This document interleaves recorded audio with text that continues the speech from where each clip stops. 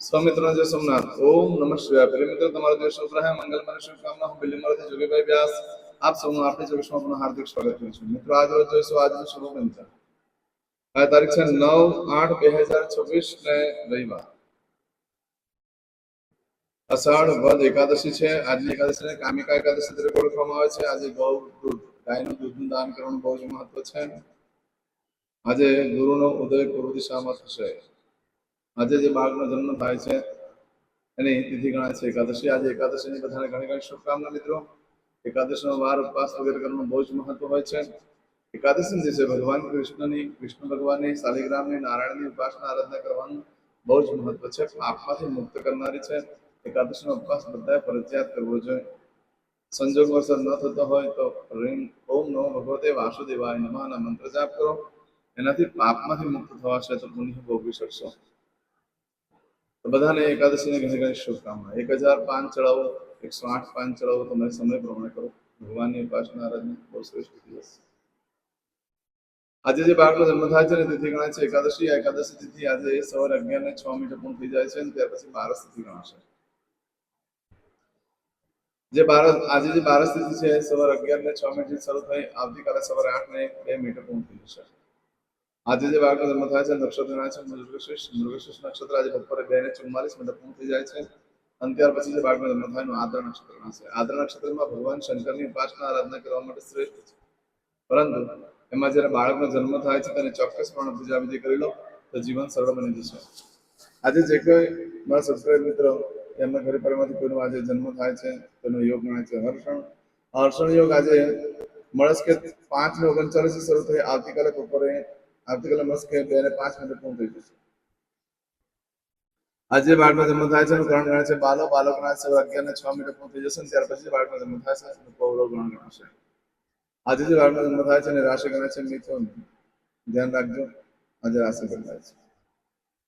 આજે જે બાળકનો જન્મ થાય છે એની રાશિ ગણાય છે વૃષભ. વૃષભ રાશિ લક્ષ છે બહુ વૃષભ રાશિનો સ્વામી શુક્ર ગણાય છે. પરંતુ મિત્રો આ વૃષભ રાશિ આજે મળસ્કે 3:50 પૂર્ણ થઈ જાય છે.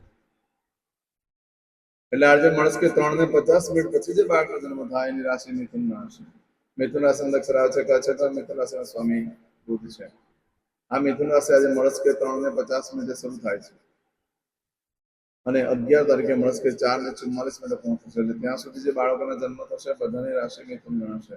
આ રાશિ તિથિ વાર નક્ષત્રો કરવાનું બહુ જ મહત્વ છે. એમાં જેનો જન્મ હોય તેની ચોક્કસપણે પૂજા વિધિ કરી લો જેથી કરીને જીવન સરળ બની જાય.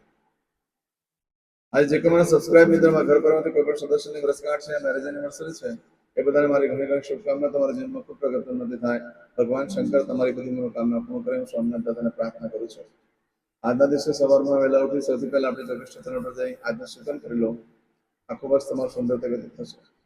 આજે જે કોઈ મારા સબસ્ક્રાઇબ મિત્ર ઘર પરમાંથી કોઈ પણ સદસ્યની વર્ષગાંઠ કોઈ જગ્યાએ ઇન્ટરવ્યુ આપવા જઈ રહ્યા છે, કોઈ નોકરી ધંધા માટે જરૂર છે, કોઈ પરીક્ષા આપવા જરૂર છે, કોઈ યાત્રા પ્રવાસ માટે જરૂર છે, કોઈ જાન લઈને જરૂર છે, કોઈ વિદેશમાં જરૂર છે.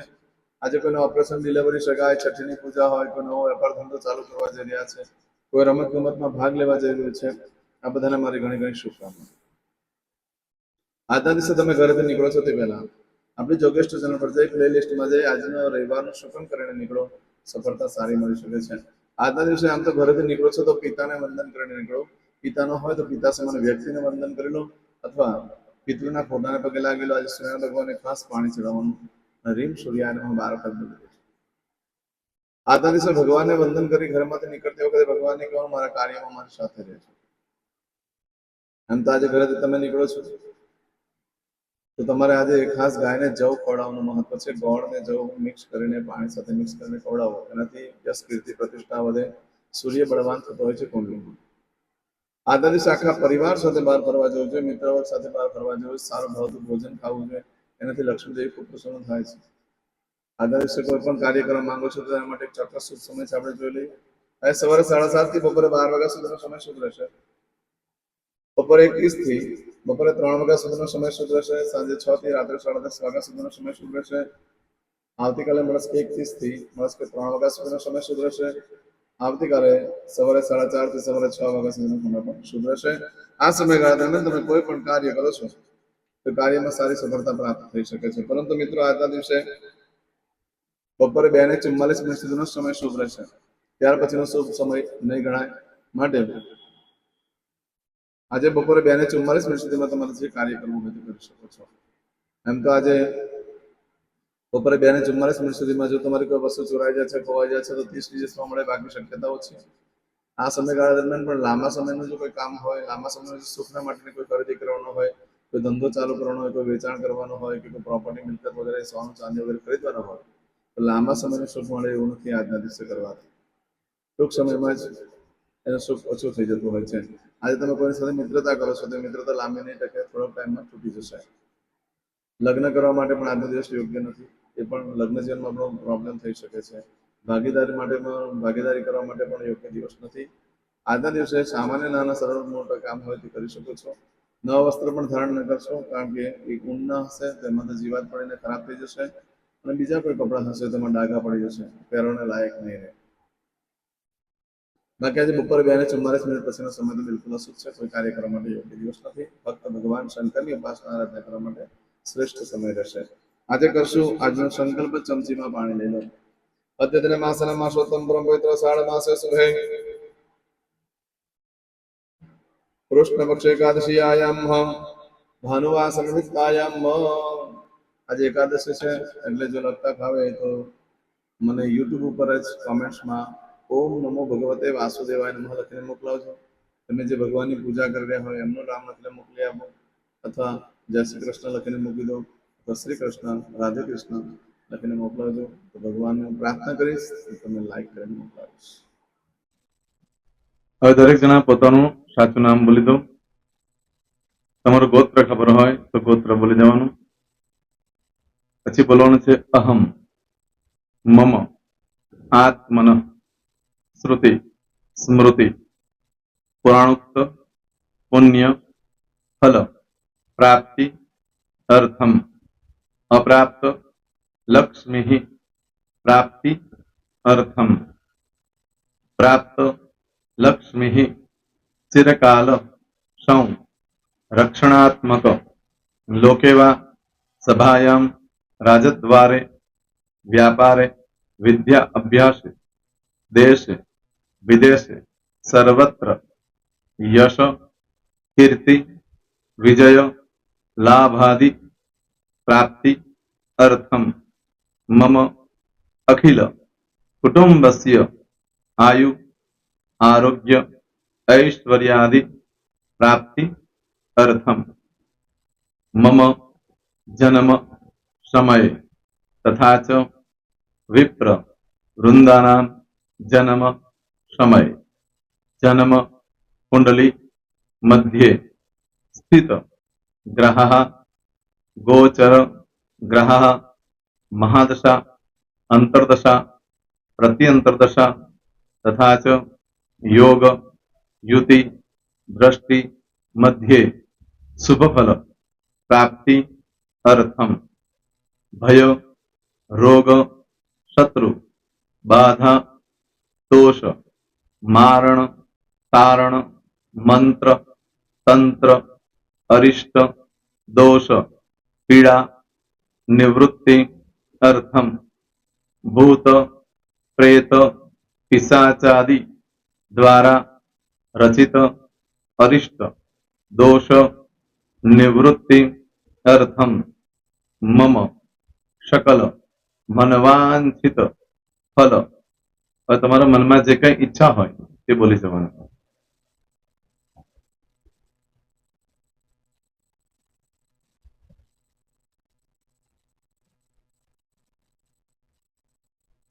બોલવાનું અનુસારતઃ सकल मनवांछित फल प्राप्ति अर्थम.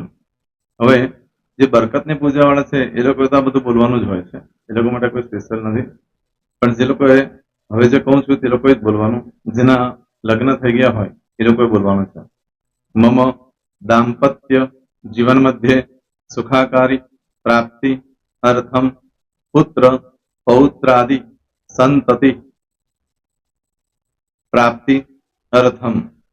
આ સંતાન પ્રાપ્તિ વાળા માટે પણ આવી જાય છે એમાં. દીર્ઘ આયુ આરોગ્ય ऐश्वर्यादि प्राप्ति अर्थम. तथा च હવે જેના લગ્ન નથી થયા તે લોકોએ બોલવાનું. મમ જટટી વિવાહ યોગ પ્રાપ્તિ અર્થમ વિવાહ પશ્ચાત દાંપત્ય જીવન મધ્યે સુખાકારી પ્રાપ્તિ અર્થમ. હવે જે લોકોને સંતાન પ્રાપ્તિ નથી, જે લોકોને સંતાન પ્રાપ્તિ છે કરવી છે એ લોકોએ બોલવાનું. મમ દાંપત્ય જીવન મધ્યે સુખાકારી પ્રાપ્તિ અર્થમ તથા ચ દીર્ઘ આયુ આરોગ્ય ઐશ્વર્યાદિ સમન્વિત સંતતિ સુખ પ્રાપ્તિ અર્થમ. હવે જે અભ્યાસ કરી રહ્યા છો છોકરાઓ વિદ્યાર્થીઓ છે તે લોકોએ બોલવાનું છે.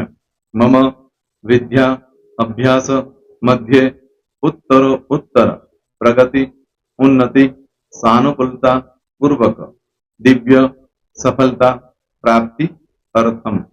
હવે જે લોકો વિદેશમાં જવા માંગતા હોય કે સીટમાં જવા માંગતા હોય, મતલબ ભારત દેશની બહાર જઈને ધંધો વેપાર કરવા માંગતા હોય એ લોકોએ, અથવા વિદેશ જવા માંગતા હોય કાયમ માટે, એ લોકોએ બોલવાનું છે.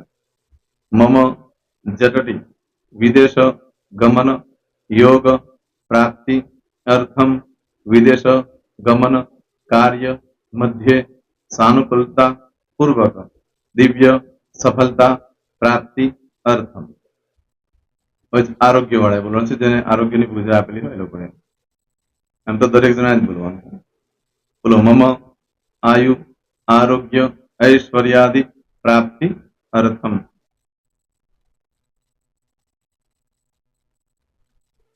હવે દરેક જણા બોલવાનું. સકલ મનવાંછિત ફલ પ્રાપ્તિ અર્થમ અદ્ય દિને પ્રધાન દેવતાનામ નિત્ય દિન અનુસાર્ધ પૂજન અર્ચન કર્મણિ અહમ કરીશ્યે. પાણીવાળી થાળીમાં પાણી મૂકી દેવાનું છે. હવે તમારી બધી પૂજા જે મેં આપેલી છે એ પૂજા થઈ જાય, અથવા તો તમે રોજ પૂજા કરતા છો મારી પાસેથી નથી લઈ ગયા, એ પૂજા થઈ જાય પછી ફરી પાછી ચમચીમાં પાણી લેવાનું. અહીંયા વિડીયોને સ્ટોપ કરી દેવાનું. પૂજા પતે એટલે પાછું આગળનું કરવાનું છે. અહીંયા વિડીયો સ્ટોપ કરી દેવાનો અને પૂજા પતે એટલે બોલવાનું છે. વિષ્ણવે વિષ્ણવે વિષ્ણવે નમો નમઃ વિષ્ણુ સ્મરણ સર્વમ પરિપૂર્ણ અસ્તુ.